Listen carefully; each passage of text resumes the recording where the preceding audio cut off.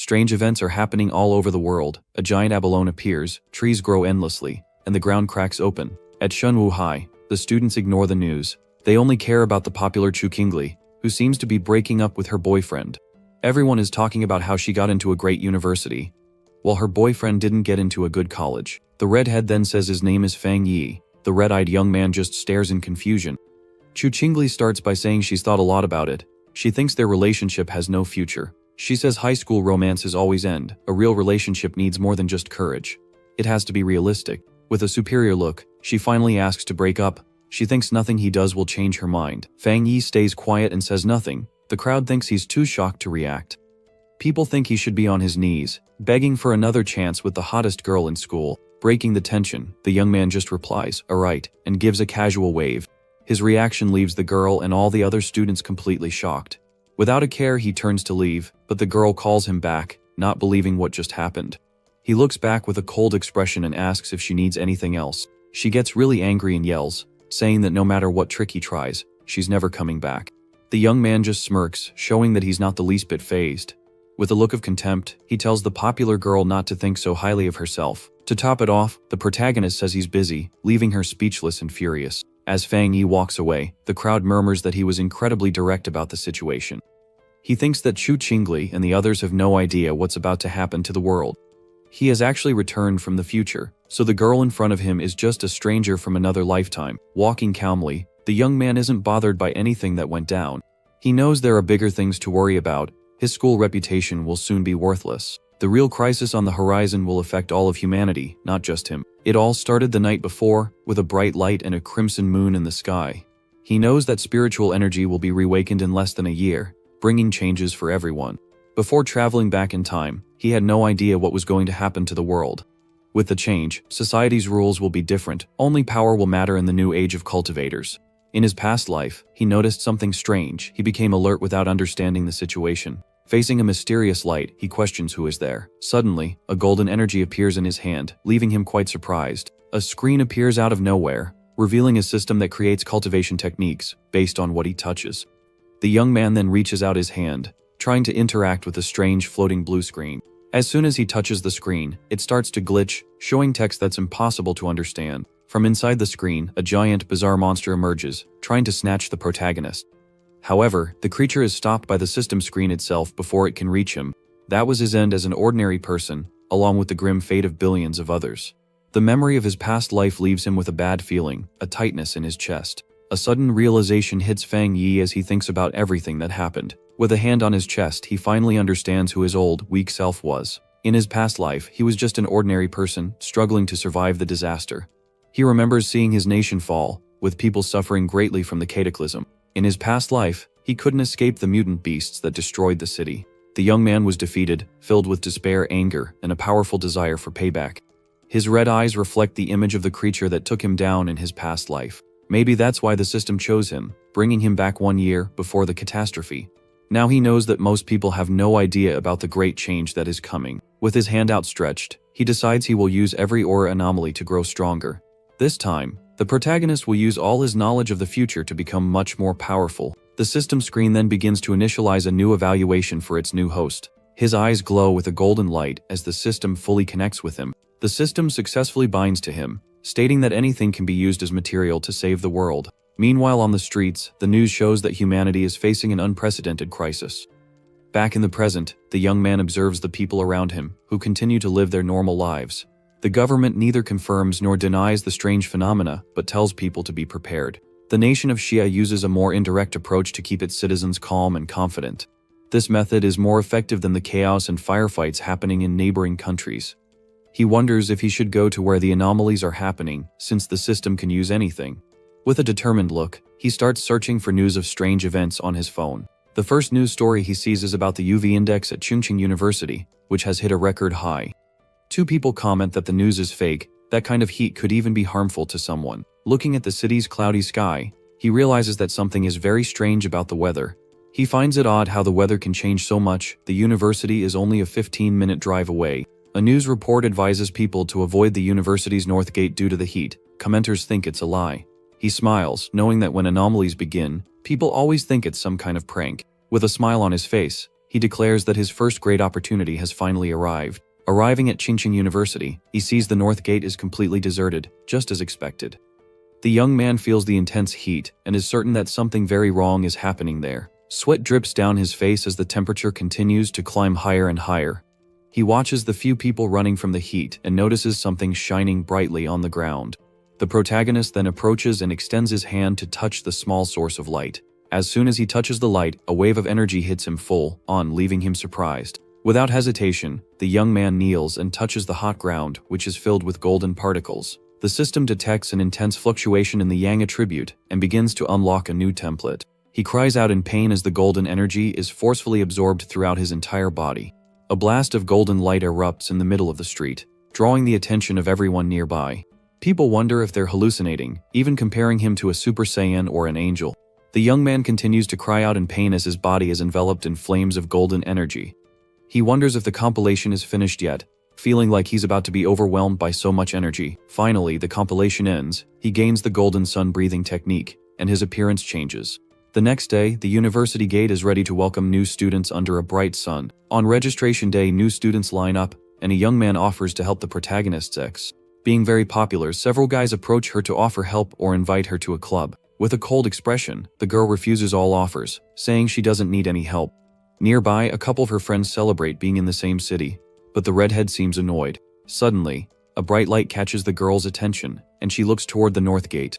A warning over the loudspeakers alerts everyone to avoid the north gate because of the high temperature. She thinks that strange things are happening everywhere and decides to go investigate the situation. At the north gate, a large explosion of smoke and fire occurs right where the protagonist was. Slowly the smoke clears, revealing Fang Yi's silhouette amidst the dust. With his golden eyes shining brightly, he lets out a sigh of relief after everything. The system informs him that the technique requires no learning, and he has gained 50 compilation points. Holding the blue screen, he wonders what these compilation points he just received are. The young man closes the system screen, not worrying too much about the details for now. He decides it doesn't matter right now. He'll figure out how to use those points later. Using his new technique, he begins to absorb the sun's energy to become even stronger. As he absorbs the energy, the sun begins to shine again with much greater intensity than before.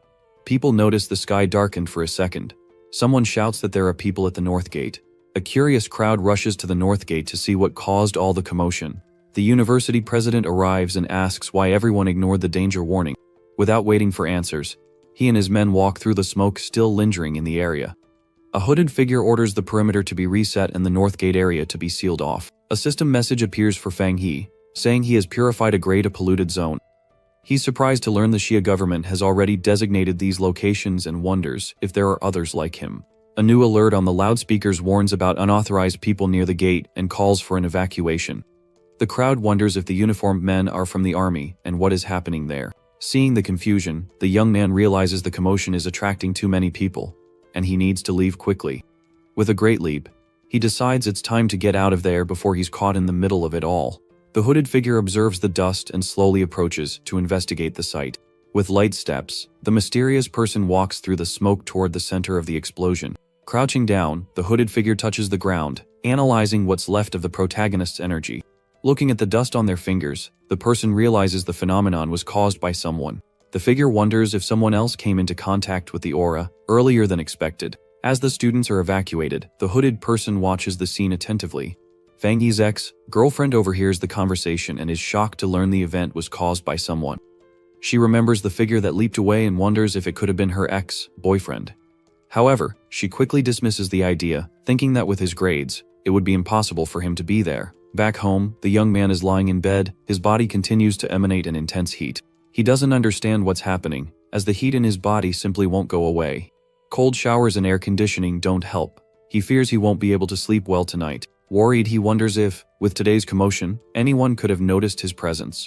He decides to check the news and sees that the Aura Cultivation Association has updated the cultivation realms.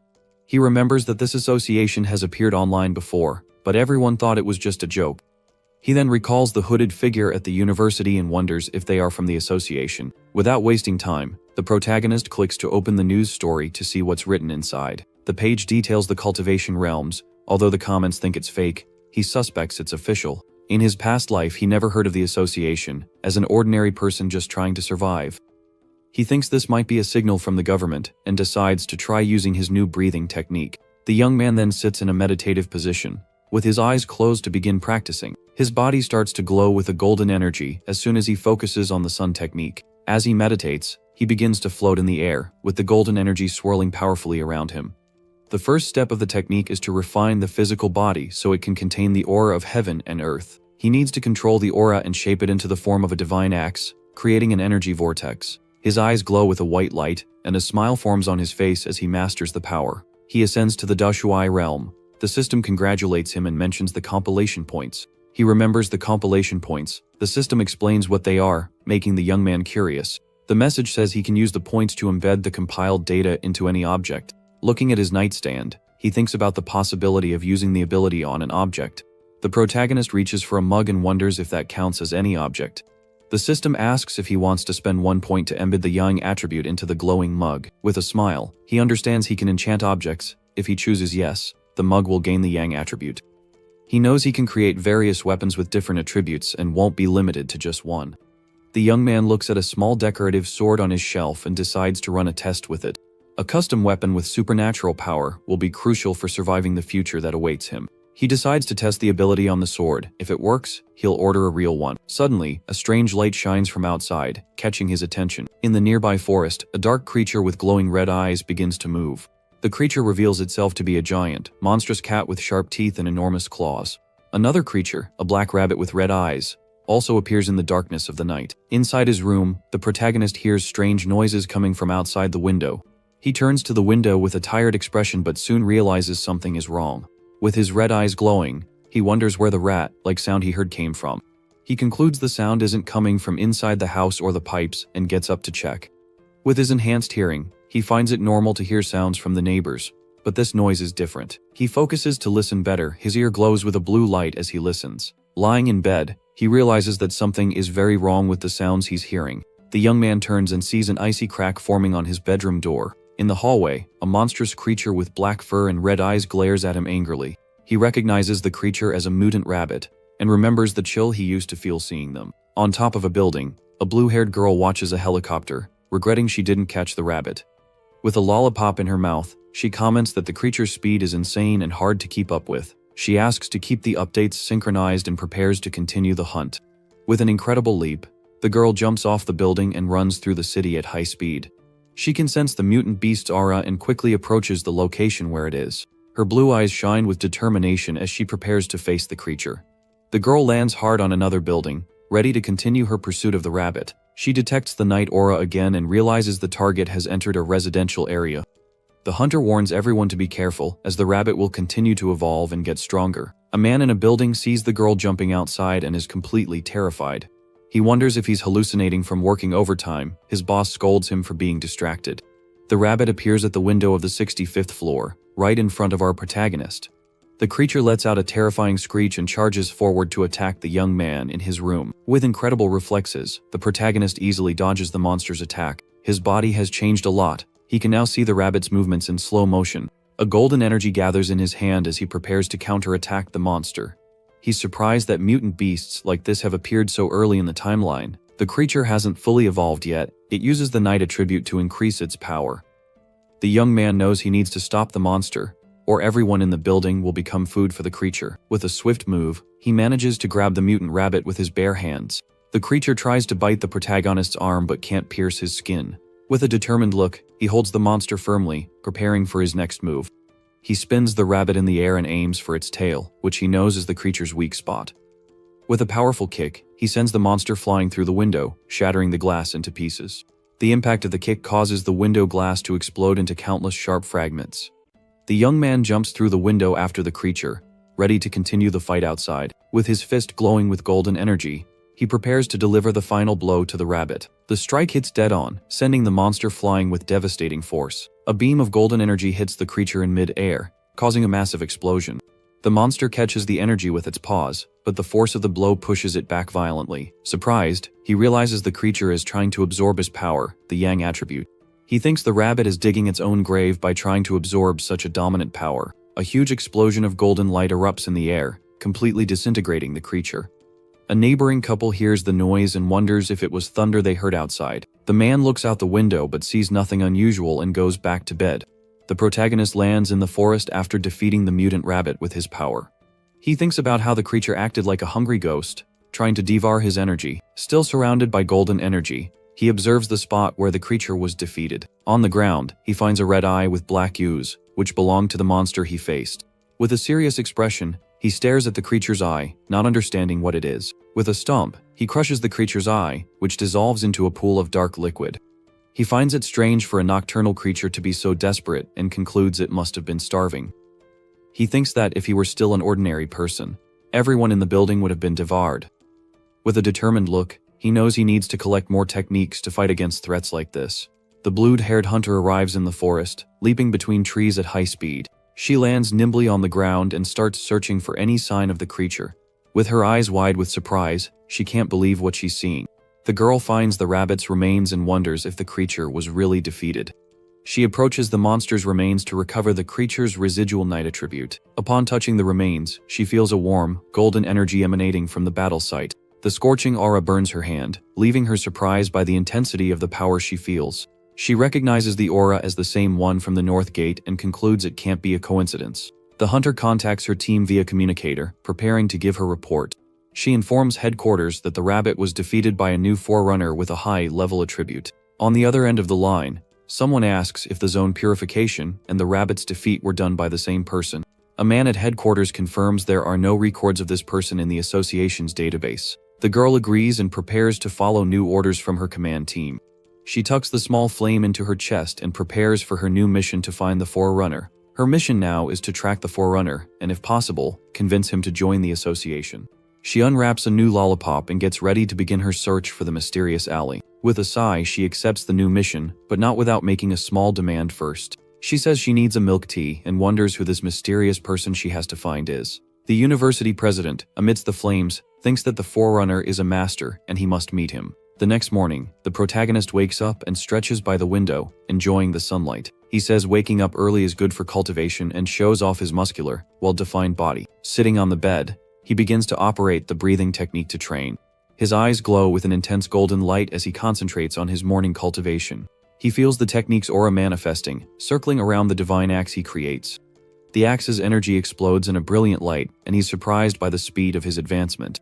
His eyes shine with power as the energy of the breakthrough flows through his entire body. He feels the power in his fist and prepares to test his new strength with the axe. The young man notices the axe is lighter. Cultivation is like chopping wood, it requires persistence.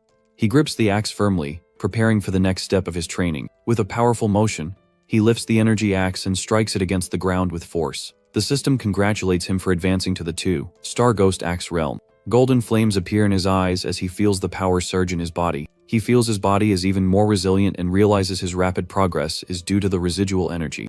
Even with the quick advancement, he knows he still hasn't used all the energy he's stored. From now on, he needs to level up step by step to grow even stronger. He realizes his cultivation is too conspicuous and decides he needs to find a quieter place. In the association's office, a gray-haired man seems to sense something strange in the air.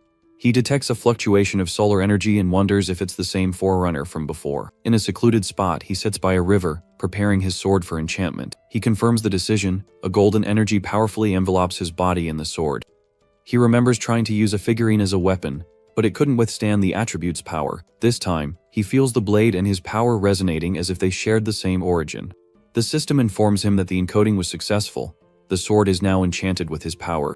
He says this is a good weapon and prepares to test its power with a strike. With his red eyes glowing, he is surprised by the amount of power the sword emanates. A massive explosion of golden energy occurs when he tests the power of his new weapon. With a swift motion, he cuts a mountain in half with a single swing of his sword. He's relieved that he didn't accidentally start a forest fire with the power of his attack. The young man realizes the attack was very loud, and the smoke has probably already given him away. The hunter runs through the forest complaining that she missed her chance to find the forerunner. She regrets going out to buy tea, which caused her to miss the opportunity by a hair. Suddenly, she stops upon seeing a hot spring that has formed where the mountain was cut. The girl wonders what the Buddha statue did there, and how she's going to restore the site. She cries at the thought of getting another scolding from the cleanup department because of the forerunner. Suddenly, she notices something strange and sees a golden energy emanating from a rock. The hunter is shocked to realize the Forerunner's aura has already advanced to the 2-star level. Spirit weapons are infused with attributes, giving ordinary weapons extraordinary power. She is surprised because the association only has 2 spirit weapons and wonders how he has one. With a thoughtful expression, the girl remains silent as she analyzes the situation. She says it was just a joke and must have been a mistake on her part, trying to play it off. Walking through the forest, the young man thinks his weapon now has the yang attribute, but doesn't know if it's limited. He wonders if he can implant other attributes into the weapon, stacking properties to become stronger. Suddenly, he receives a message from someone claiming to be a pioneer and inviting him to a group. Fang replies that he's a rookie. The other user comments on the rumors about the national team. He's surprised to learn that even official military recruits are only at the Ghost Axe realm. The user invites him to explore a new pollution zone, and he's interested in the opportunity. The young man asks for the location and receives a compressed file with the new zone's data. He extracts the file and begins to analyze the information about the new danger area. The pollution zone has the same young attribute as him. The young man sees a great opportunity there. Without hesitation, he replies that he's in, accepting the invitation to explore the new zone with the group. In the Binmu district, a group of people waits for a new member to arrive for the exploration. They comment that thanks to the detailed map, they were able to find the location without any trouble. The girl who invited them thanks everyone for coming and asks them to be careful inside. She introduces herself as Zhang Xiaya and laments not having found any standout pioneers. Many pioneers don't know that the association is actually a very selective government agency. She remembers how hard it was to pass the tests and how her family had to use connections. She complains that if they don't find anything, they'll have to work overtime. One of the guys comforts her. Suddenly, the protagonist arrives at the location and introduces himself to the group as the new team member. Ashoya is surprised by his strength. She notices his aura isn't oppressive but rather welcoming. With the group assembled, they enter the cave to begin exploring the pollution zone. The protagonist offers to take the lead and asks the girl to handle lighting the path. They venture into the cave. One of the group members gets spooked by a drop of water. The young man feels welcomed by the group and realizes their friendship is sincere and genuine. He stops suddenly upon feeling something strange. The entire group halts with him in the cave. They reach a part of the cave with a river of lava and are impressed by the scene. The protagonist moves forward. The group tries to warn him of the danger, but he doesn't stop walking. He plunges his sword into the lava. The group panics, thinking he's gone mad. A massive explosion of lava erupts, throwing all the group members back. The system detects a worldwide anomaly and begins to analyze and encode the new power. The inner flame has explosive properties and is extremely destructive, according to the system. The new Scarlet Flame sword technique unleashes immense power when combined with battle intent. He grips the sword firmly as the new technique is incorporated into his weapon. With a smile, he realizes the new technique perfectly complements his sword. He uses the points to embed the inner flame into the sword. The group watches him in astonishment. The sword absorbs the lava's energy, gaining a new appearance with red and golden flames. One of the group members comments that it was just a cultivation accident and that he seems fine. Everyone feels that the spiritual energy has changed. They can absorb it much more easily. Xiaoya tells them to train while she keeps watch, gathering information for the association. Suddenly, Xiaoya notices the arrival of other pioneers and warns her group to be on alert. A group of muscular men appears and tells them to leave, because the land now belongs to them. She realizes she can't fight them, as they are all at the 1-star Ghost Axe realm. Xiaoya tries to reason with them, saying they can team up and explore the cave together. The group's leader laughs at her and threatens her, telling everyone to get out or they'll regret it. She knows that with survival of the fittest, weak pioneers don't deserve resources. The protagonist stands up with a cold expression. He approaches the group of men. He faces the group's leader and questions why he's intimidating a defenseless girl. With his flaming sword, he prepares for combat against the group of bullies. The protagonist attacks. The group tries to defend themselves, but his strength is far greater. The group's leader is shocked by the young man's power and can't believe what he's seeing. He yells for his men to retreat, but it's already too late to escape the attack. Xiaoya's friends, who were meditating, are startled by the commotion and quickly stand up. The protagonist knows that many tragedies happen because of the law of the strongest among cultivators. He knows that just talking won't scare people like them. He needs to show his strength. With a swing of his sword, he embeds the blade in the ground, right in front of the group's leader. He tells the group to get out of there. A wave of golden energy spreads through the cave. The group's leader is terrified by the second explosion and wonders what kind of monster he is. Without a second thought, the group of men flees the cave, afraid of the protagonist's power. As Xiaoya's group celebrates the victory, praising the protagonist for his incredible power and bravery, the protagonist smiles and says they crossed the line, then asks if everyone is ready to go. The group agrees. Xiaoya thinks that if his strike had hit, they all would have turned to ash. She observes him and concludes he must be a high-level pioneer with incredible talent. With determination, she decides she must report her findings to the organization immediately. In the association's office, a woman answers the phone and asks if another pioneer has appeared. She plays it cool and asks Xiaoya to report immediately if there are any new developments. The woman hangs up the phone. Her coworker watches her with a serious expression. She asks if they were lucky to find 2 high-level pioneers in such a short time. The man says the situation is difficult and that now he even wants to resign from his position. Back in the city, the sun shines. The protagonist walks the streets with a new look. People stare at him, commenting on his cosplay and his very realistic-looking sword. In disguise, he tries to go unnoticed but ends up attracting even more attention. With his hood covering his face, he checks the news on his phone to stay informed. The news talks about cultivation novels becoming a reality. Even a dragon was spotted. He realizes the inner flame is to blame and wonders who revealed his identity to the media. The young man has absorbed a lot of yang energy and feels he can advance a level once more. With no time to waste, he decides to go to the back mountain to train in a secluded place. 5 minutes later, he arrives behind his house on the mountain, ready to begin his cultivation. With a shovel, he starts digging into the forest ground to prepare the site for his training. Suddenly, a white-haired girl named Sukinjing appears, saying she's finally finished her work. With wide eyes, she senses a strange energy and wonders what's happening. An intense light shines on the mountain. She feels an overwhelming energy coming from someone nearby. She wonders who is about to advance to the 3-star Ghost Axe realm. The girl finds the situation monstrous, not believing a realm advancement could cause so much chaos. She decides she needs to go check what's happening and runs toward the energy source. She suspects it might be him and runs with determination to try to reach him in time. The protagonist is meditating, absorbing the energy of nature for his next level up.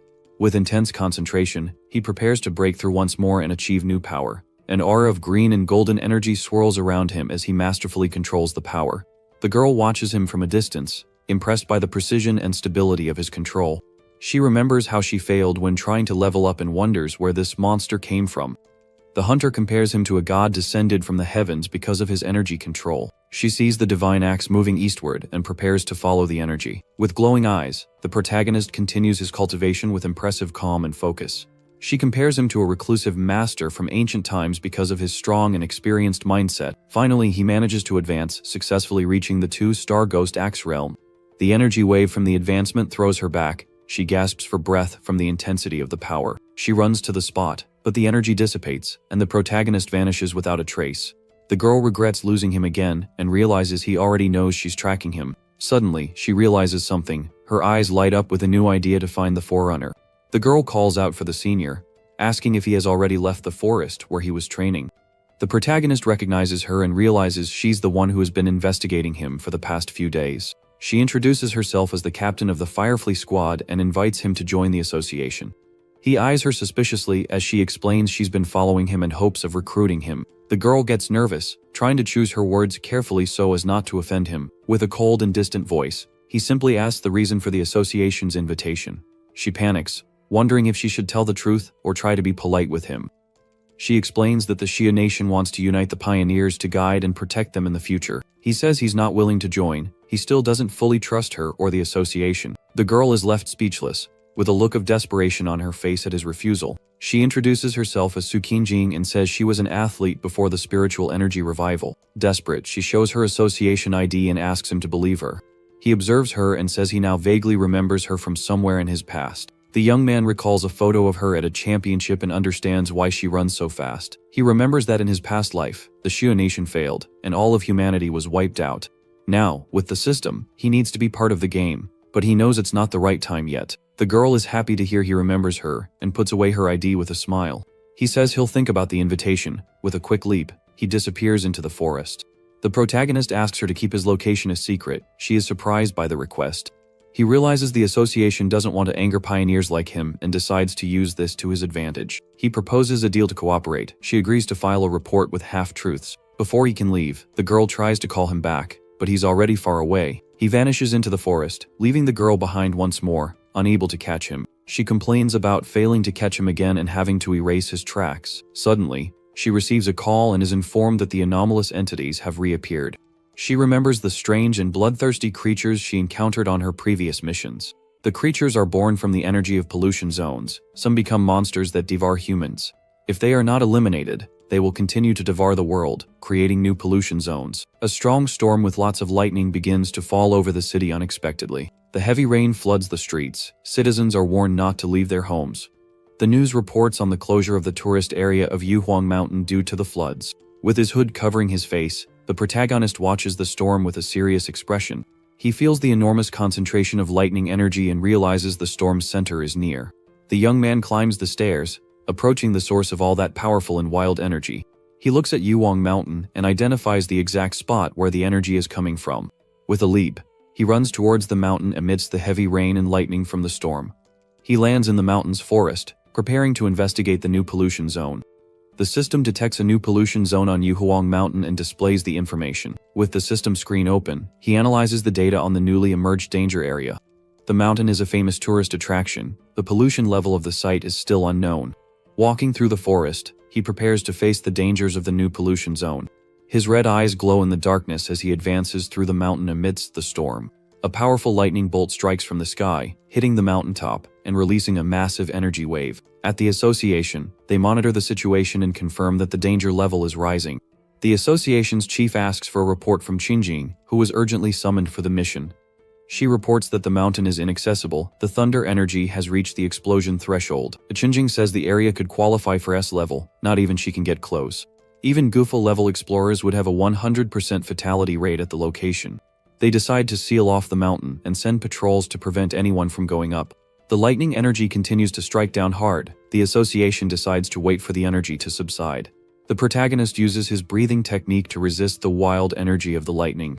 He knows that to extract the purest energy, he needs to reach the center of the storm at the peak. Humanity hasn't benefited much from the return of energy. They haven't strived to improve. He knows that in the future, even more terrifying things will appear. He needs to get stronger. He spent points to imbue properties into his sword, but relying on it creates weaknesses. The thunder energy is the perfect opportunity for him to temper his body once more. To strengthen himself, he needs to seek opportunities amidst the transformations of heaven and earth. He absorbs the energy of a lightning bolt with his sword, preparing for the next step of his plan. With the sword charged with energy, he uses it to channel the lightning's power into his body. He cries out in pain as the thunder energy courses through his body, strengthening it with every second. With clenched teeth, he continues to cry out in pain as he absorbs the thunder energy. Blue energy explodes around him. He struggles to maintain control of the wild power.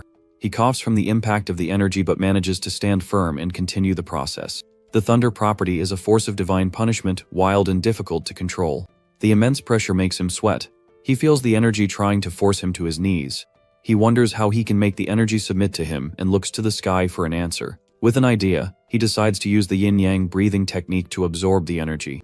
He plunges his sword into the center of the thunder energy, crying out from the intensity of the power. An explosion of red and blue energy occurs. He feels the impact throughout his entire body. He spits out a dark liquid but remains firm, determined not to give up on his goal. He knows he needs to endure until he reaches the summit, face demise to live. He drives his sword into the rock, using all his power to resist the force of the thunder. The violent torrent of energy paralyzes his muscles, but he continues to fight with everything he has. He feels that the energy wants to take him out, but he doesn't let it shake him and continues to absorb the power. A massive wave of blue energy hits him full on. He prepares for the worst that is to come. The system detects a powerful thunder attribute and begins to devise a new technique for him. In the city, people watch the storm, wondering if it's a deity undergoing a trial. The system informs him that he has successfully obtained the refined divine thunder power. He gains 5 writing points for summoning the heavenly lightning and tempering his body in the divine fire. The new technique refines the body, transforming it into lightning for an attack with fierce force. With thunder as his spear and shield, he feels more powerful than ever. He realizes the power of thunder isn't just about destruction, but also about purification and rebirth. The system informs him that the thunder power grants double critical damage to punish evil. He wonders if he should infuse the new attribute into his sword, along with the power of the sun. Adding the thunder attribute might compromise the purity of the solar attribute in his sword. He knows that excessive infusion of attributes could damage the sword and decides not to risk it. With an idea, he decides to implant the thunder attribute into his right hand to use it directly. The system asks if he wants to implant the attribute into the item. He prepares to confirm. With a smile, he confirms the decision, preparing to receive the new power in his hand. The thunder energy concentrates in his right hand. He controls it with perfection and mastery. The next day, the energy on the mountain has subsided. The contamination has dropped to a mild level. Major Han Li from the army arrives on site and concludes that a seeker has been there. Chunjing is surprised to learn another seeker was on the mountain and asks if he is alive. She can't sense his attributes and concludes that last night's rain washed away all traces. He believes the seeker left safely around 8 o'clock last night. The Major explains that the peak had the strongest storm at 7 o'clock. The association's forecast failed. He believes the seeker has thunder-related power. The phenomenon was an opportunity. The Major concludes that the seeker not only survived but may have also been the cause of the change. He says people like him are dangerous because you don't know which side they are on in the war. Back home, the protagonist sneezes, feeling like someone is talking about him somewhere. The association decides to track the new forerunner at all costs, preparing for the mission. They give the protagonist the temporary codename Tyrant because of his overwhelming power. The Union hopes to recruit Tyrant as soon as possible and decides to suppress the news about him. The Major reports that there is a high-ranking candidate trying to make contact with Tyrant. Chunjing is surprised to be called to present her report to Major Han in person. She informs him that Tyrant is the same candidate who purified the anomaly at the university's north gate. The girl despairs at the thought that her identity will be exposed if she isn't careful. The Major listens attentively to her report, intrigued by the solar element she mentions. He praises her for her good work and says he needs young people like her to advance the association. The meeting ends. The Major decides to release misleading news about natural disasters to calm the public. Back home, the protagonist gets ready to dry his clothes with his sun technique. Using his breathing technique, he manages to dry his coat in a matter of seconds. He picks up the dry coat and prepares to put it on, testing the new power of his right hand. After adding the thunder attribute, he feels a clear change and feels stronger. His right hand has undergone a physical transformation. It is now the strongest part of his body. He feels he is about to reach a new breakthrough point and prepares to train. The young man is surprised by how easily he controls the thunder attribute, which was once so violent. Suddenly, an alert appears on his phone, drawing his attention to a new story. He wonders what's happening and picks up his phone to check the latest updates. A breaking news report informs that the National Union of Xia has issued emergency warnings for the country. He knows the warnings contain opportunities. He must try, even if it costs him his life. With a confused expression, he looks at the news, trying to understand what's happening. The news reports an explosion at a chemical plant, with no casualties. In the comments, people report a sinister feeling of coldness at the explosion site.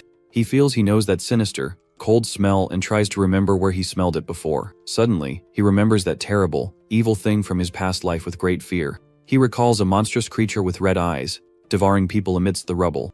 The image of a giant rat with multiple red eyes haunts him. He wonders if it's the same creature. With a serious expression, he prepares to face the threat that haunted his past. These creatures love the darkness. They transform into intelligent beings with insane powers. He knows this creature is 100 times more dangerous than the rabbit and must be stopped before it evolves. With his hand glowing with blue energy, he prepares to test his new power of 300% critical damage. The rain continues to fall. The city grows darker and more dangerous with the new threat. The association's extermination team tracks the anomaly, known as night candlelight. The creature merges with the darkness and enjoys eating humans, making clicking sounds. The team knows that with the rainy weather, the creature will definitely start feeding. With determination, the team leader says they cannot allow that to happen under any circumstances. At the command center, new information about the creature's file is uploaded to the system. The extermination campaign is upgraded to Priority B and must be completed within 12 hours. The extermination team prepares for the mission. The entire city goes on high alert. The extermination team receives orders to continue tracking, with the priority of preserving their own lives. With their blades in hand, the team prepares for the hunt, following orders from headquarters. The team leader knows that 12 hours is the best that headquarters can offer at the moment. Suddenly, an alert appears on the headquarters screen with new information about the mission. Leader Su Qingjing is in the area. She can be dispatched to assist with the extermination mission. The extermination team leader is grateful and hopes she arrives quickly to help with the hunt. With a serious expression, the leader and his partner await the arrival of extra help for the mission. But Chunjing arrives and questions if it's their fault she has to work overtime again. The extermination team leader says this isn't just any overtime, they're dealing with a monster. She says the extermination team looks strong enough and that her team is pulling out. The extermination team leader hurries to apologize and asks her to cooperate in the search. The two teams join forces on a rooftop, preparing to begin the hunt across the city. With a sphere of blue energy in her hand, Chunjing uses her ability to locate the creature. The energy transforms into a vortex, pointing to the exact direction where the creature is hiding. They find the creature in a dark, damp place, feeding on something in the rubble. With the sabotage team ready, Qingjing prepares to begin the extermination operation. The creature senses their presence and stares at them with its red eyes glowing in the darkness. The target detects the presence of the sabotage team. They activate the formation immediately. One of the team members attacks the creature, luring it to the east as planned. The team positions themselves at the four corners, surrounding the creature so it cannot escape. With the encirclement complete, the extermination team prepares to attack the creature with full force. One of the team members moves in to attack the monster, but the creature is faster and dodges. With a claw swipe, the creature attacks the hunter with surprising force, sending him flying. The hunter cries out in pain as he is thrown back by the monster's powerful attack. The creature lands on a rooftop, preparing for its next attack against the team. Red wounds appear on the monster's back as it prepares to unleash a new power. The creature lets out a devastating sonic scream that creates shockwaves throughout the city. Chunjing warns everyone to be careful of the sound waves and to get back as quickly as possible. The shockwave hits the team, throwing them back with overwhelming force. One of the team members asks if the commander is okay and prepares to continue the fight. The team leader knows that if they hadn't retreated in time, their bones would have been broken. The creature inflates its neck, preparing to unleash an even more powerful attack. A toxic green smoke pours from the monster's mouth, spreading rapidly through the city. The creature dives into the green smoke, preparing to use a new power against the team. One team member warns that the dark, corrosive energy breaks down materials on contact. The team maintains formation, preparing to face the new threat from the toxic creature. One of the hunters prepares to attack, keeping the creature busy while the others get into position. Suddenly, the creature's eyes glow in the darkness as it prepares for a new attack. The creature strikes one of the team members with its wings, throwing him against a building with force.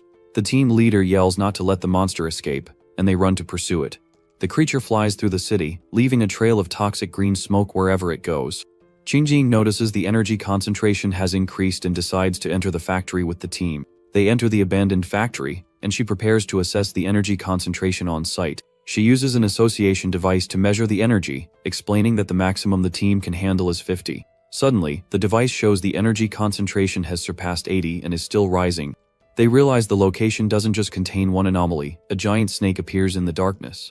The team is shocked by the appearance of the second creature, preparing for the worst to come.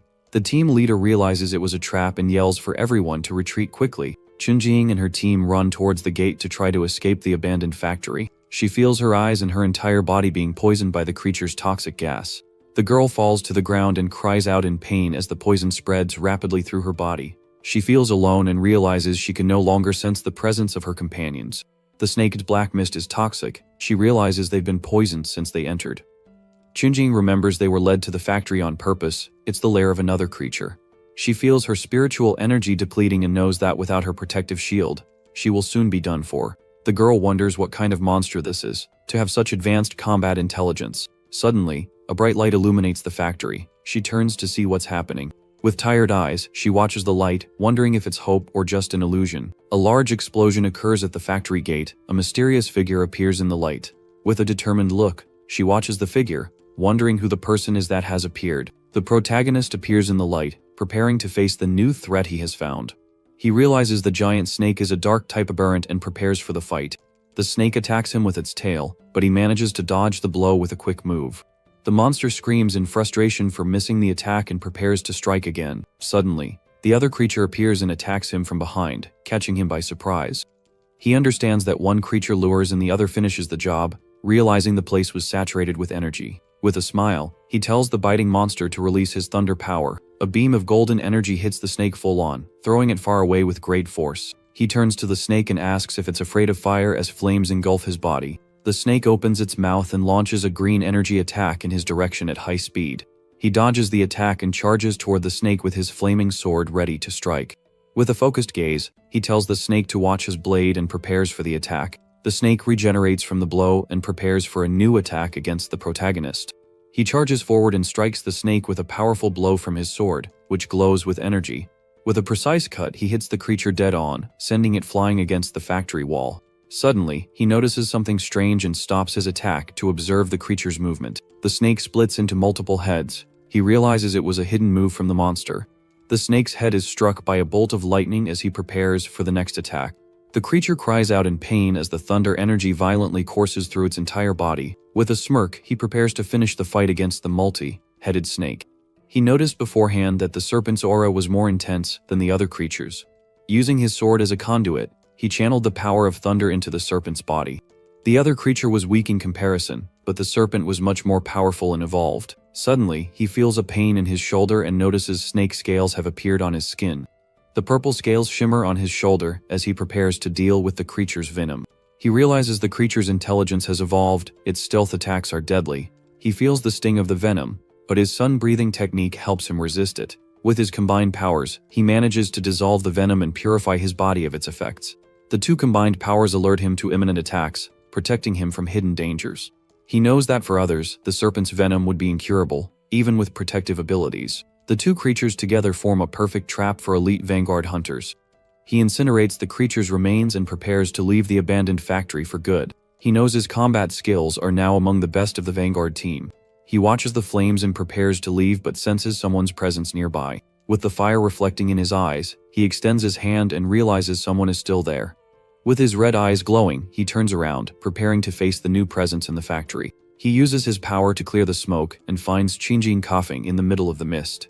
The girl is weak and covered in soup but manages to stay on her feet after everything. He recognizes her and approaches her and her companions to offer help. The protagonist approaches the girl and tells her to stop pretending to be weak and helpless. He faces her and says she's not very good at playing hurt, leaving her embarrassed. She gets flustered and says she woke up from the stench and wasn't faking being unconscious. He praises her for her strength, saying she managed to retain a bit of defensive aura to survive. She knows he noticed her protective aura and is impressed by his perception. He says she doesn't need to cover her eyes, as long as she promises not to reveal his identity. The girl notices he's being friendlier and says that since everyone is safe, he's leaving now. She tries to call him back, but he's already far away and disappears into the darkness of the night. He says he doesn't need a lot of people talking and leaves the cleanup of the site to her and her team. With a leap, he exits the factory through the roof, disappearing before she can say anything else. He's relieved she didn't see him trying to absorb the dark element and feels disgusted by the sensation. The young man reflects that maybe he couldn't absorb the dark aura because of his inner strength. He regrets not being able to see her face and realizes she still doesn't trust the association. Qingjing wakes up the extermination team leader, telling him the fight is finally over. The man wakes up confused and with a bruised face, not understanding what happened in the factory. He shouts that they were ambushed, but she just looks at him with a smile without saying anything. The team looks at the creature's remains, wondering what happened and where the energy came from. She explains that a vanguard appeared to help them and defeated both creatures by himself. The girl suspects he is her original target and that he has a rare Yang-type attribute. One of the team members is shocked to learn he defeated both creatures alone. They decide to clean up the scene and send the creature's remains to the association for analysis. The team leader feels the brutal energy and is shocked by the intensity of the residual power. He asks Qingjing if the vanguard's attribute is Yang, but the remaining electrical energy is too intense. They find the remains of the other creature and realize the thunder energy is insanely pure. The leader wonders if two high-level vanguards appeared and defeated the creatures together. She knows no one would believe her if she said it was just one person with two attributes. A vanguard with dual high-level powers is practically unheard of, considered a legend. She remembers the protagonist's firepower and mentally calls him the Sunflame Walker. She also remembers his electrical power and calls him the Thunder Tyrant with admiration. She wonders what kind of monster he is, to have two such powerful high-level attributes. Outside the factory, association agents arrive to investigate the situation. Qingjing's team members hug her, relieved that she is alive and well after the battle. The main task now is to scan the remaining spiritual energy and reconstruct the battle. The investigators analyze the creature's remains and report the incident back to the association. An investigator reports that based on the analysis, there's a 99% chance it was the same person. The extermination team leader is shocked to learn it was indeed a dual attribute vanguard. One team member comments that the power difference between them is massive, even though they're at the same level. Qingjing decides she needs to report to headquarters that her target has reappeared and the data has been updated. She reports that Tyrant and the university's North Gate are within her monitoring scope. The head of the association receives the report and orders her to suspend her mission for now. He explains that since Tyrant saved them, he is not an enemy, and they shouldn't engage with him. She has a theory about what happened on the mountain before Tyrant leveled up. The head of the association asks for her theory, preparing to listen attentively. She explains that she felt a powerful aura in the area and suspected he had a spirit weapon. The head of the association is surprised and asks if he really has a spirit weapon. He finds it unlikely, as even if talented, it would be almost impossible to have external help or resources. Qingjing says she felt the energy of a Yang attribute spirit weapon when she found him. The chief suggests that the spirit weapon's energy might come from his own yang attribute. He theorizes that if Tarrant is an expert from the spirit creator realm, he could create a weapon. The Chunjing is shocked, as there are fewer than 5 spirit creators in the entire world. If Tarrant has 3 attributes, it would completely change the world's power landscape. The head of the association says that no vanguard has ever had 3 attributes simultaneously. He hopes that such a powerful vanguard will not become an enemy of humanity in the future. The protagonist gets out of the shower, reflecting on the increase in anomalies and natural disturbances. Many vanguards like him have started training on their own to prepare for the future. He remembers the group from the underground river and how they could sense the changes in the world. Even without national recognition, independent vanguards are already reaching stage 1. The state is being friendly towards wild vanguards, which means they are under observation. He gets dressed and thinks that although the association has been founded, cultivation is not yet public. People talk about the instability. The government tries to protect the public and sound the alarm. He knows the problem is that the government isn't confident in opening the era of cultivation to everyone. He knows the government's soft approach is the best, as human fear is more terrifying than monsters. He wonders if the factory riot was premeditated, if there is a larger force behind it all. The young man realizes the anomalies are evolving faster than he expected and becomes worried. Although they are not as terrifying as the anomalies he saw in his past life, they are dangerous. He knows that if he hadn't followed the Vanguard team, they probably wouldn't have survived. If he can use the dark attribute to his advantage, it could be the key to turning the tables against the monsters. He has high-level techniques that perfectly match his attributes, making him very strong. Even with all his power, he knows it's still far from enough for what's to come. Suddenly, his phone rings. He sees it's his aunt calling him in the middle of the night. He answers the phone, wondering why she's calling him so suddenly. His aunt asks about his health and says his cousin is coming to study near him for a few days. He is surprised by the news and barely remembers his cousin who loves to study. He recalls she was an exemplary student but can't remember what she looks like. The young man agrees to let her stay at his place and asks when she will arrive. The aunt says there's no need, she'll send the address so she can come by herself. She says she'll ask his cousin to bring some local snacks for him as a gift. His cousin is in a chat group, arranging to meet her friends the next day. She turns off her computer, preparing to go to her cousin's house the following day. Suddenly, a news story about a city renamed to Death City catches her attention. She looks at the news about Yankuwa City with a serious and intrigued expression. The girl's mother asks if she has packed her things for the trip to her cousin's house. She says she doesn't want to bother her cousin, the hotel was fine, but her mother insists. Her mother warns her not to cause trouble at his house and to help whenever she can. With sparkling eyes, she prepares for the new phase of her life at her cousin's house. She thinks dealing with her cousin will be easier than dealing with the anomalies she faces. In the city, the girl walks towards her cousin's address with her suitcase in hand. She follows the map on her phone, getting closer and closer to her final destination. The GPS informs her that she has arrived at her destination. She prepares to meet her cousin. With her suitcase beside her, she looks at the building and confirms that this is the right place. She sees the protagonist leaving the house and shyly calls out to him to introduce herself. He recognizes her as Lin Yi but is surprised that she is completely unrecognizable. She remains silent, looking at him with a shy and slightly embarrassed expression. They sit in the living room. He asks if she's there for the summer camp. He hands her the key to the guest room and says his room is on the other side. She watches him go to his room, thinking he seems easy to get along with and doesn't meddle. The protagonist wonders if his perception was wrong or if she managed to hide her energy well. He senses a faint spiritual energy coming from her and suspects she has also become a forerunner.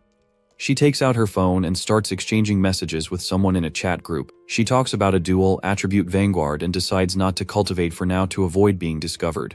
3 days later, the protagonist realizes that her presence is disrupting his cultivation. He wonders why his sun-breathing technique is so flashy and if it will be obvious. His cousin calls him for dinner. He realizes the scariest thing is her presence there. He finds her very polite and helpful but is suspicious of her impeccable behavior. He decides not to stop her from doing chores, so she might let her guard down around him. The protagonist eats in silence, observing his cousin to try to figure out her true nature. He believes this is the only way he'll find out what she's really hiding from him. Suddenly, her phone rings. They look at each other with surprised expressions. He asks if it's a friend, but she doesn't answer. He decides to go back to his room. He gets up and goes to his room, leaving her alone to take the mysterious call.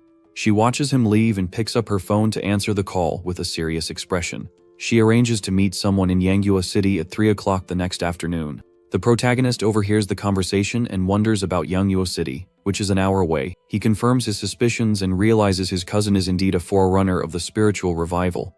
With her current strength, he knows she won't be able to detect him spying on the conversation.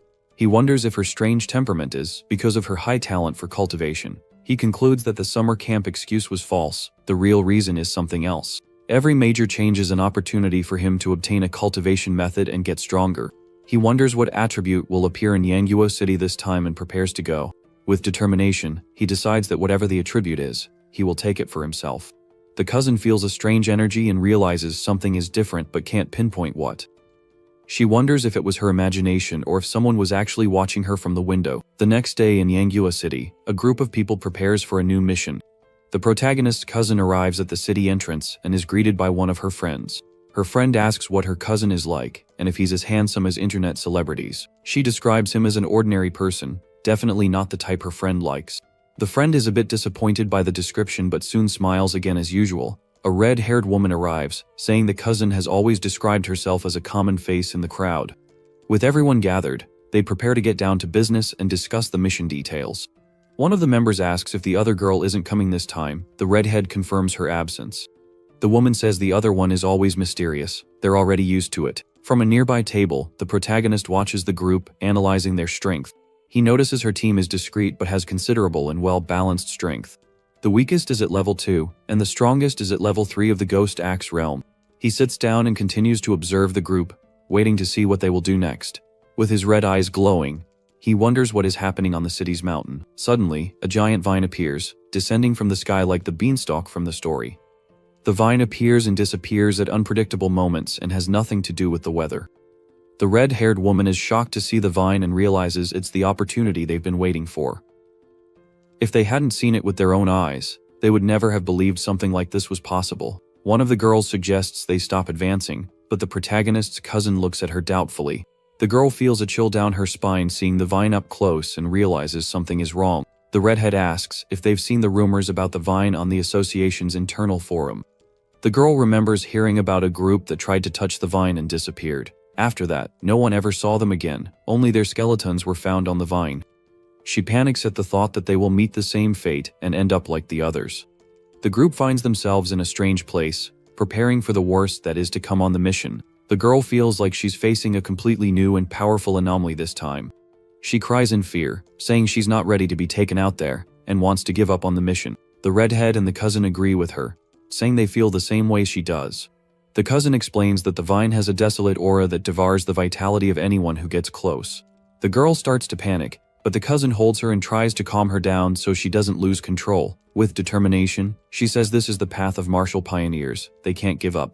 The protagonist watches the vine from a distance, feeling the heavy energy of demise emanating from it. He finds them brave for deciding to cultivate in such a dangerous place full of negative energy. The vine looks like a dead thing disguised as something living, stripped of all its spiritual energy. The cousin says they don't have time to think, they need to act fast to seize the opportunity. She asks everyone to stay in sight and not to stray too far so they can protect each other. With the strategy set, she believes it will be a bit safer for all of them there. She sits on a tree branch, creating an energy barrier to protect herself while she cultivates. The protagonist watches, praising her choice of a spot for maximum benefit without being reckless. The protagonist's cousin begins to level up, a large wave of energy envelopes her. He notices she's already touching the threshold of 3 stars, and is impressed by her talent. She reaches level 3 of the Ghost Axe realm. Her friends celebrate the achievement. Suddenly, the vine's roots begin to move towards the group at high speed. One of the guys notices the danger and prepares to alert the rest of the group about the threat. The vine attacks them. They panic upon realizing they've been spotted from so far away. The team members are captured by the vines, screaming for help as they are dragged away. The cousin's protective barrier is attacked by the vines. She struggles to maintain her defense. The barrier begins to crack under the pressure of the vines. She knows it won't hold for long. The red-haired woman tries to flee, but her friend says they can't leave the cousin behind. One of the guys tries to calm them, saying that life and the end are determined by fate. The cousin's friend is hit by one of the vines and is dragged away with a cry of pain. The red-haired woman refuses to abandon a teammate and decides to fight the vine. The protagonist watches the scene from afar, realizing his cousin has no idea of the danger she's in. The cousin's barrier is about to break. He knows he might not have time to save her.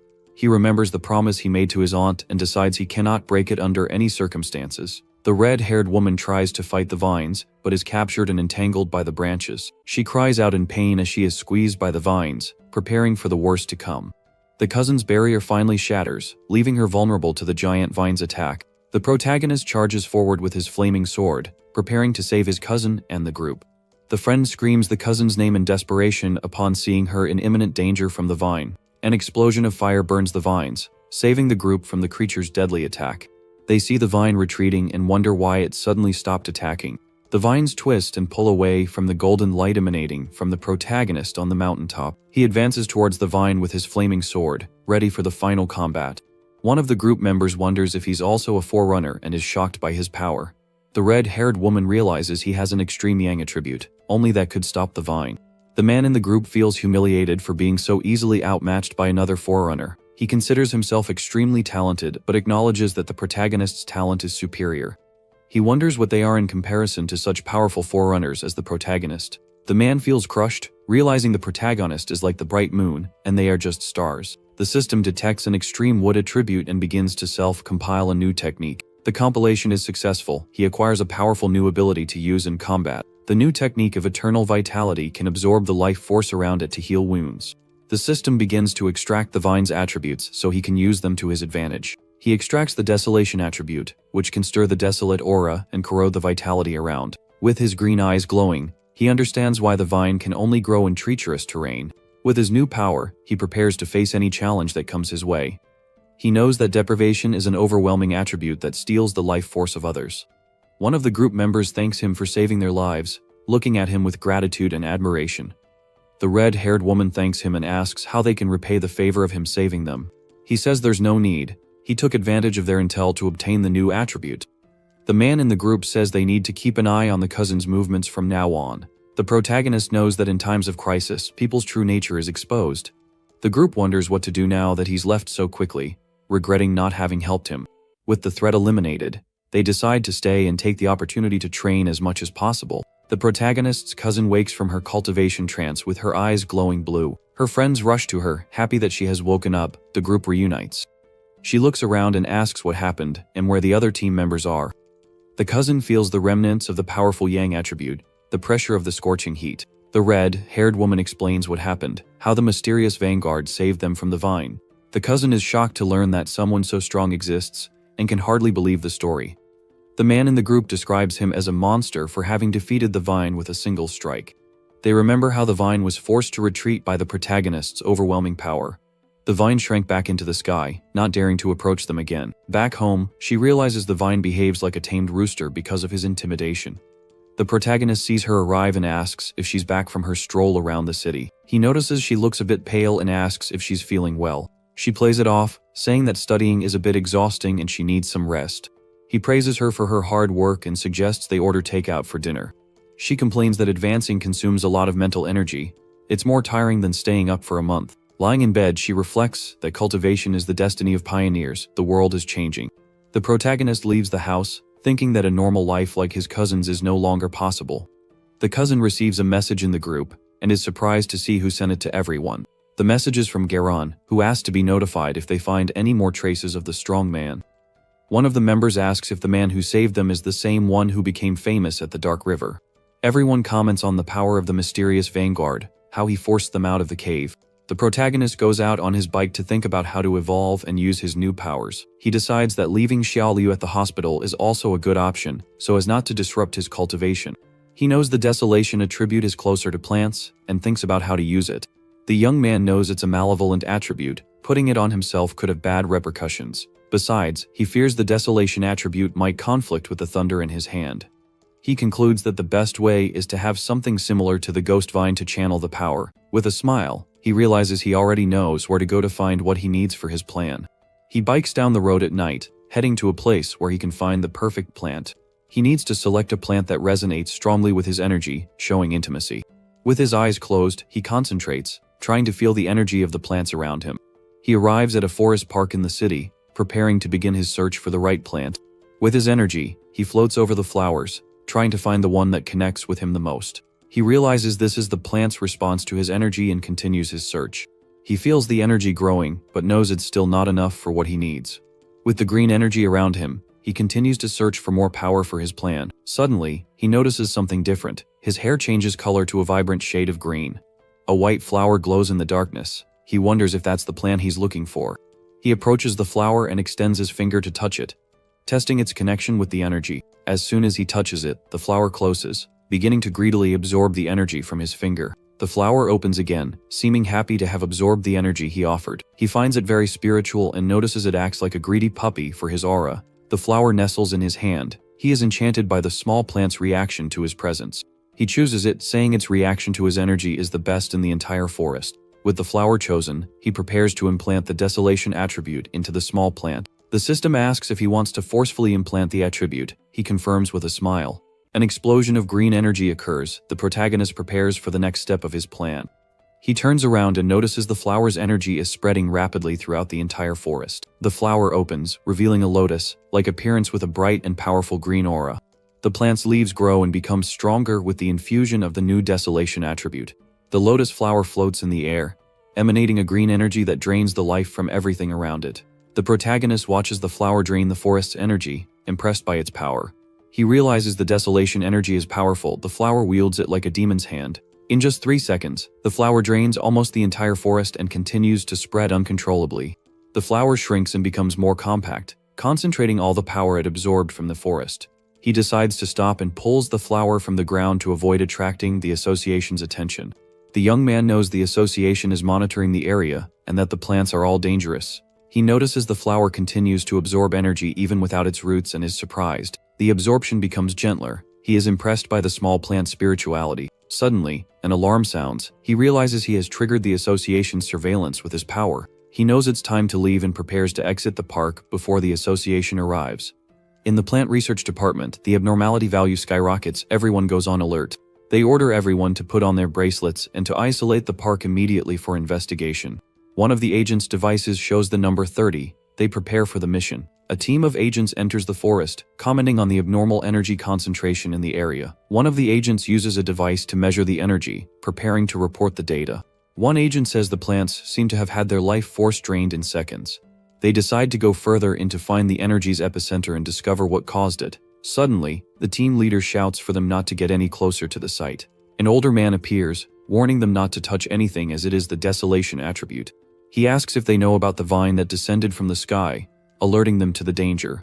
The agents are shocked to learn that the demonic vine has already been classified as a rank A anomaly. The professor explains that the vine is vicious because of its life-draining desolation attribute. One of the agents feels sick, realizing the professor saved him from a certain demise. The professor explains that for plants with the desolation attribute, their surroundings are a dead zone. He remembers seeing data about another plant with the same attribute in Kang City. The professor says that with the great changes in the world, plant mutation should not be underestimated. He receives an update on the situation and prepares to take the next steps. Major Han arrives on the scene and joins the investigation team to analyze the situation. He orders all research personnel to enter the contaminated zone with protective suits. The researchers put on their suits and prepare to enter the forest and collect data. The team carefully advances through the devastated forest in search of the source of the desolation. They discover that the desolation aura is diminishing. The concentration has already dropped to 25. The Major and Xinjiang decide to investigate, preparing to enter the danger zone. With their auras activated, they advance cautiously to find out what happened in the forest. Two streams of blue energy follow the trail of desolation, searching for clues about the source. At the center of the devastation, they find a blue energy swirling intensely on the ground. The girl and the Major are shocked to realize someone has already excavated the energy source. The Major wonders how this is possible. This person's identity must be investigated. Xinjiang says there is no residual energy, but the data analysis has already found the person's information. She then hands the device with all the information she managed to collect to the Major. On the screen, the protagonist's photo appears, with the name Fang Liang along with his gender and address. The Major says he will send her the data. It's probably the same forerunner from before. Alone in the forest, the girl looks at the tablet, understanding her new mission. 2 hours later, the protagonist places the white flower he picked in a pot on his desk. With a smile, he says it's his first time taking care of a flower and calls it his assistant. The plant glows with green energy. He thinks its ordinary appearance is a perfect disguise. He thinks that strength isn't everything in combat. The most important thing is to have cards up your sleeve. Suddenly, his phone starts to ring. The name on the screen is his old neighbor Wang. He is surprised, as it's his childhood friend who became a soldier. He hasn't seen him in 3 years. In a memory, he recalls his friend at school before he decided to join the army. With his red eyes glowing, he answers the call and asks if his friend is back. His friend invites him for a drink at the usual spot, saying he needs to talk. With a laugh, the friend says he has a secret to tell and asks him not to pass out. After hanging up, the young man puts his phone back on the table, thoughtful. In an office, Wang reports to Qinjing, asking them to ensure his friend's safety. Tapping her fingers on the table, Qinjing just listens to the young man's concern for his friend. The red-haired officer tells him to carry out the mission. If his friend isn't the target, he should just give him some advice. The scene opens with two friends making a toast, celebrating seeing each other again after a long time. Our protagonist notices that his friend, Wang Liang, has matured a lot since joining the army. Wang Liang then vents that he went through 3 tough years in the military, while his friend was at a technical college.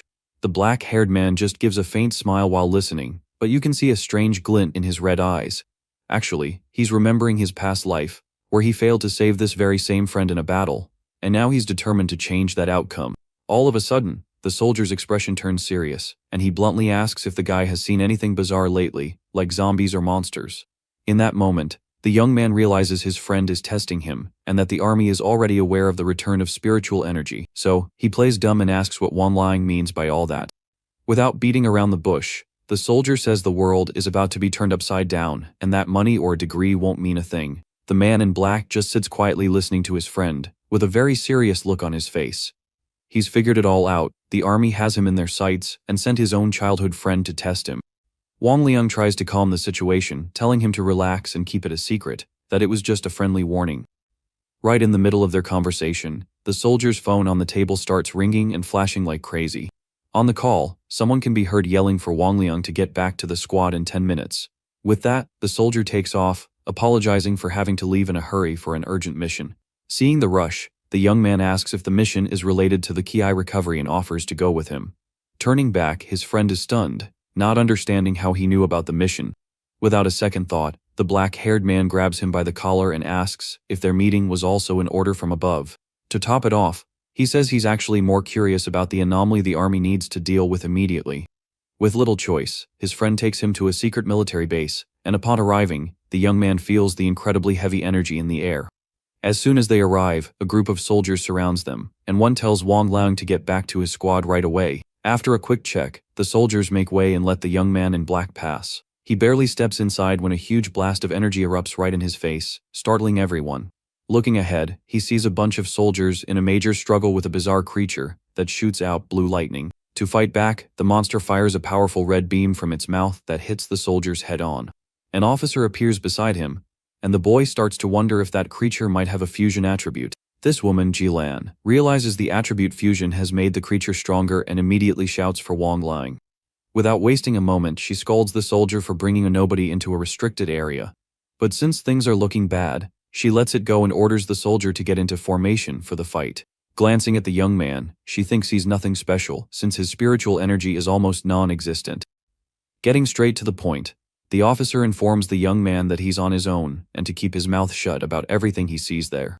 With her weapon in hand, the redhead shouts the names of 2 of her soldiers to provide support for the attack. At that same moment, the 2 warriors leap toward the creature, which is covered in blue lightning. Meanwhile, the officer takes advantage of the creature's distraction and opens fire with her special weapon. The shot hits its mark, and the creature lets out a roar of pain from the explosion, but the attack only managed to make the beast angrier, and its mutation level skyrockets. Angrily, the creature charges at one of the soldiers, and someone yells for him to watch out. Unfortunately, the warning came too late, and the warrior is hit hard, sent flying. At this, the commander yells for everyone to keep their distance and finish the beast before it evolves again. Watching the fight from the sidelines, the young man in black smiles, seeing how coordinated the team is and how well they fight together. But suddenly, his eyes go wide as he realizes something terrible is about to happen. Desperately, he yells for them to get out of there, because they're no match for the monster. And just like that, a massive explosion of purple energy hits one of the soldiers with full force. Seeing the scale of the danger, the officer screams for everyone to fall back, as the alert level has been raised. The creature finally completes its mutation, becoming gigantic and much stronger than before. Its red eyes glow as the creature stares down the soldiers, clearly wanting to finish them off. Wang Liang is simply terrified by the beast's incredible power and starts to break out in a cold sweat. While the commander shouts her soldier's name, the protagonist gets furious about the whole situation. Completely ignoring the danger, the soldier runs alone toward the giant monster to try and fight. The redhead then announces that the threat has evolved to a B level, and that they need a new plan immediately. Unfortunately, his friend takes a direct hit and is thrown back with incredible force. Without thinking, the black-haired man runs to help him and asks if he's okay after that blow. With difficulty, the soldier explains that the collar's energy turned against him, which is why he's so messed up. Even though he's beaten up, he tells his friend not to worry, but a black goo then starts coming out of his mouth. Seeing his friend's condition, the young man in dark clothes gets a very serious and angry look on his face. In a moment of pure desperation, the commander even drops her weapon, not knowing what to do anymore. But she quickly recovers and gathers the remaining soldiers for the final battle against the anomaly. The redhead makes it very clear that they cannot let the beast escape, even if it costs them everything. Shrugging off the order, the protagonist walks right past the officer, whose jaw drops at his attitude. He then raises his hand, which begins to glow with blue lightning, and the woman asks what on earth he thinks he's doing. Staring down the creature, the protagonist simply calls it arrogant. He then fearlessly charges toward the giant monster, already gearing up for an electric attack. Leaping over the beast, the young man announces he's going to show them the power of his divine lightning, and with a swift move, he slams his energy-filled hand right onto the anomaly's head. His attack unleashes a massive blue explosion that strikes the monster head-on. The shockwave is so powerful it forcefully knocks all the soldiers back. One of the men even wonders if he's seeing things, because that was a B-rank anomaly. Another soldier asks the commander if that guy is her brother, but the redhead immediately denies it. She then states that he is definitely the tyrant, as the creature begins to disintegrate. Realizing the creature isn't down for the count yet, the young man tells everyone to get back. The commander can't believe he single-handedly did something that would require an entire team. Staring intently at him, the woman wonders what kind of absurd power that is. She admits to herself that this is the supreme lightning attribute, and that he's at the top of the nation. Quite startled, the redhead thinks about how terrifying the young man's evolution could be. Out of nowhere, a huge whirlpool of lightning forms in the sky, impressing everyone there. At that moment, the protagonist plants his feet firmly on the ground, preparing for the final blow. A giant pillar of light then shoots up into the sky, showing he truly lives up to the name Tyrant. With a serious and confident look, he just observes the result of his devastating power. Two soldiers comment that his power is 10,000 times more terrifying than the dark attribute. After the dust settles, the young man calls out to his friend, saying it's over, and the soldier runs to him. His friend gives him a friendly punch and says he never imagined his brother could be so incredible. The young man then apologizes for getting him involved, as he knew he was a pioneer and orders are absolute. With the situation with his buddy settled, the protagonist turns to speak with the red-haired commander. The woman thanks him for his help and extends her hand for a handshake. With a smile and red eyes, the young man gets ready to shake her hand. He shakes the officer's hand and says it was nothing, he was just saving his friend. She introduces herself as Ji-lan and asks for his contact info so she can report what happened there. The soldier is beaming with pride, seeing his childhood friend being greeted by the commander. Ji-lan then invites him to join the army, since his strength surpasses that of many pioneers. The woman realizes his power has already gone beyond the level of a spirit forging master. The protagonist asks if Afajai thinks she is unworthy of inviting him to the army. The woman explains that her superiors will come to invite him personally, as they didn't want to push things. The young man says it's all good, as he respects them all and was moved by their courage. The commander then thanks the young man with a serious expression, while the soldier beside her just watches. He offers to help in the future, but on the condition that they don't interfere with his personal cultivation.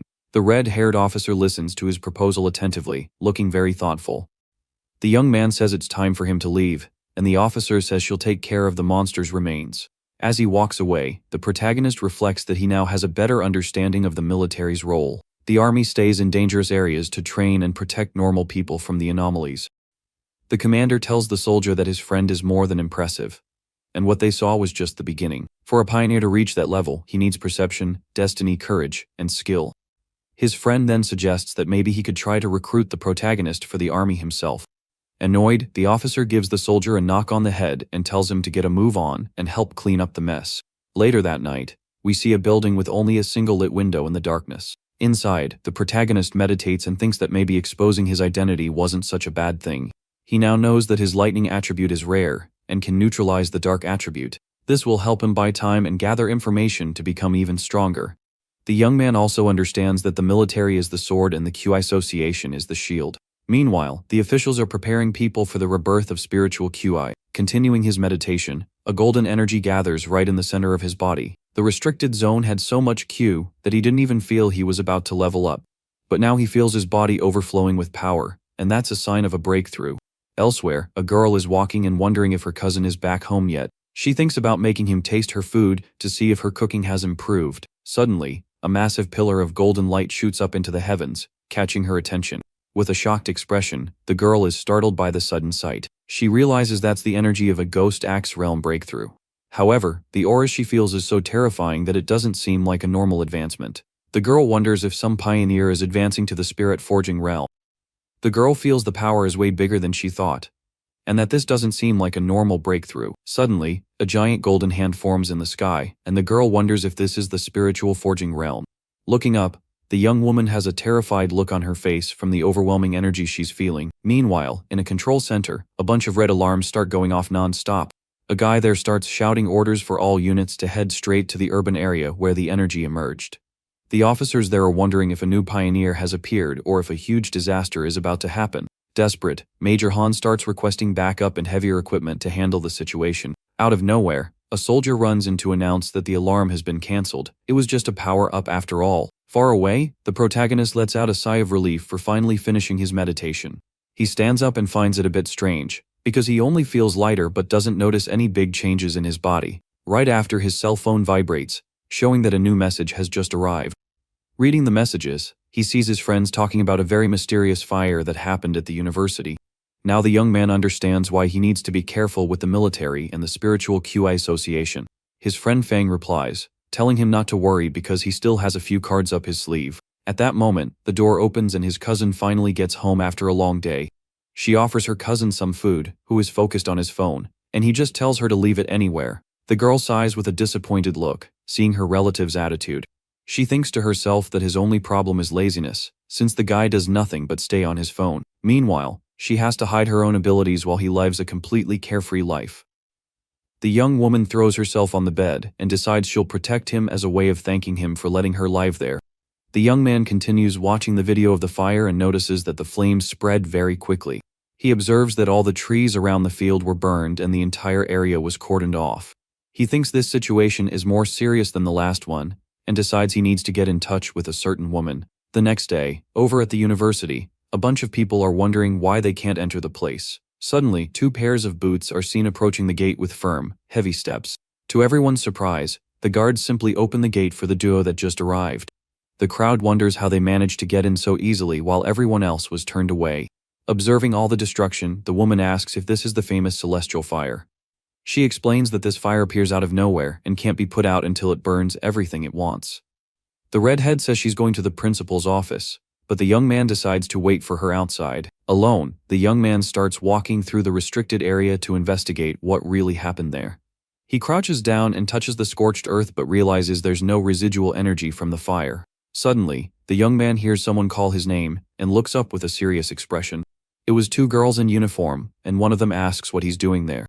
The girl with glasses then asks if he's her friend's ex-boyfriend, and the friend confirms it. The friend immediately mocks him, saying he only came because he still likes her, but that he should just give up. Confused, the protagonist wonders if he really still feels anything for that girl. Meanwhile, other students are gossiping about how an outsider managed to get into the place. The one with glasses gets closer and tells him to leave, threatening to call the police if he doesn't get out of there. The ex-girlfriend thinks to herself that he had said he wouldn't regret their breakup. At that exact moment, the red-haired woman returns and asks Fang Yi if that girl is his friend. He responds very coldly, saying she's just a high school classmate and nothing more. The woman then puts on her sunglasses with a confident smile and a look that would intimidate anyone. The 2 young women feel a super powerful aura coming from her and are startled by so much power. The redhead announces that the situation is serious and that the principal will take them to the origin of the celestial fire. Out of nowhere, some men in suits arrive and tell everyone to leave because the area has been cordoned off. The ex-girlfriend is in shock when she realizes the leader of the group is the university's principal. He's known for being a super busy guy, so his presence there is a huge surprise to everyone. Her friend smiles mockingly, thinking the principal finally came to take away the 2 intruders. The principal and his guards approach and stop right in front of the protagonist and the red-haired woman. To everyone's shock, he shakes Fang Yi's hand, thanking him for coming to help. The older man bows slightly and says that he'll leave the whole matter in the young man's hands. The guy's ex-girlfriend has a look on her face like she can't believe what she's seeing. The guards push back the crowd, who are left wondering why the principal is bowing like that. In the middle of everyone, the girl realizes he must have a very special status to be treated that way. Someone in the crowd then asks who was it that said he was her ex-boyfriend, or trying to win her over. Another person comments that even if she chased after him now, she probably wouldn't get anywhere. Everyone notices that the guy didn't pay her any mind at all, which leaves her completely humiliated. Our story takes us to Chunqing University, where something strange has happened. A group of people is investigating a mysterious fire that not even the firefighters could put out. The oldest man says he saw the flames appear out of nowhere and fall from the sky. Luckily, most of the fires were extinguished, but one of them still remained. The young man with red eyes notices a strong burning smell in the air. Everyone looks at the flaming basketball hoop, which is the source of the fire. Suddenly, a device in the woman's hand displays the number 11, and she is startled. The redhead explains that the device measures anomalies, and a reading above 10 is a danger. The number then shoots up to 60, leaving the woman completely frightened. She panics and says that if they don't act, the entire city could be destroyed. Without a second thought, our hero simply jumps the fence toward the flames. As soon as he enters the court, an immense energy explodes around his body. With that, the meter shoots up once more, now reaching 110. Startled, the young woman says that this power level is already considered an S-class anomaly. Meanwhile, a huge fire creature appears behind the young man, surprising everyone.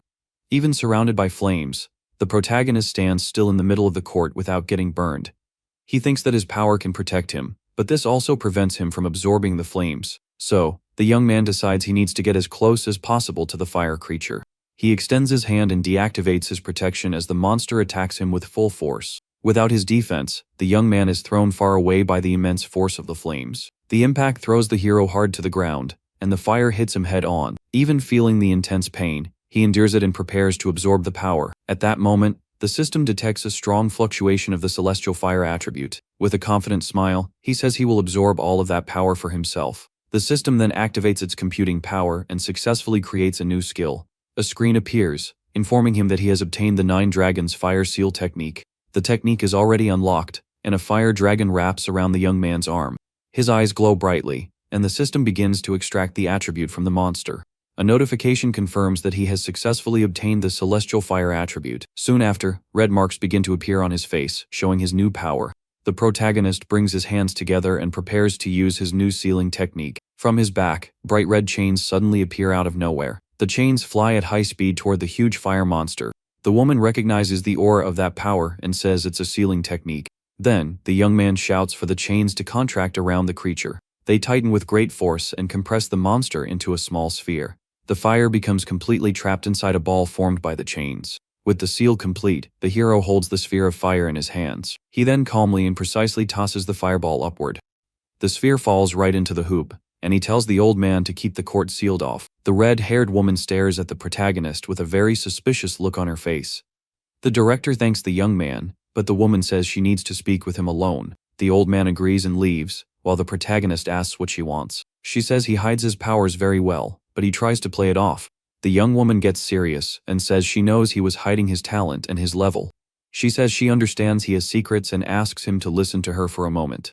The woman explains that the country needs strong people like him for a future crisis. Various military and spiritual organizations will fight to have him in their ranks. She confesses she has her own interests and suggests he think about joining the army. The young man asks why she never invited him to her group if he's so good. The woman replies that her group is legendary, and its members are absurdly strong. With a smile on his face, the young man asks if they are of the highest level. She confirms this, saying the group is so powerful it scares the other military districts. Changing the subject, she invites him to eat and mentions that her group is facing problems. The hero thinks that there are already very strong anomalies, and that there are other creators like him. He becomes worried because he feels that the day of energy's resurrection is near. The young man starts thinking about how to use the celestial fire he just acquired. Suddenly he has a brilliant idea on how to use his new power. He realizes that the fire perfectly complements his red flame sword technique.